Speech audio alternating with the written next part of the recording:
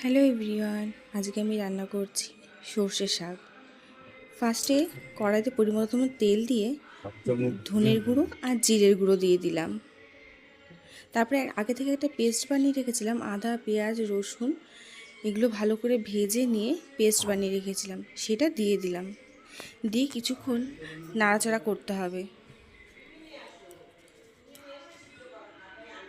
তারপরে পরিমাণ মতন হলুদ দিয়ে কিছুক্ষণ নাড়াচাড়া দেবো।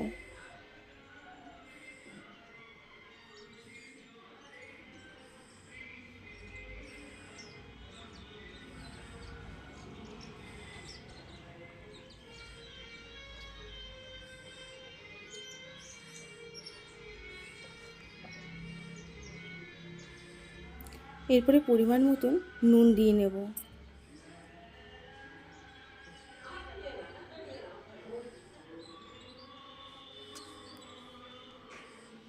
আর পরিমাণ মতন চিনি দিয়ে নেব।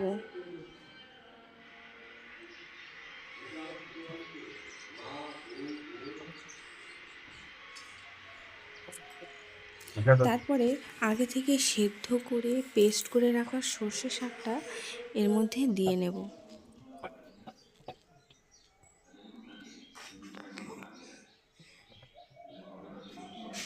দিয়ে ভালো করে নাড়াচাড়া দিতে হবে।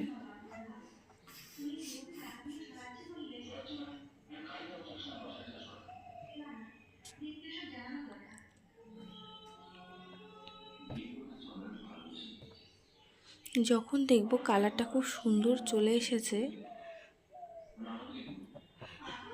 তখন এটা আলাদা পাত্রে ঢেলে নেব। নিয়ে অন্য একটা পাত্রে বাটার গরম করে প্রায় অনেকটা পরিমাণে বাটার দিতে হবে, কারণ বাটার না দিলে টেস্টটা ভালো আসবে না। পাত্রে বাটারটা গরম করে তারপরে এই সর্ষে শাকের মধ্যে ঢেলে দিতে হবে। ব্যাস রেডি হয়ে গেছে সর্ষে শাক। এটা রুটি দিয়ে খেতে খুব ভালো লাগে।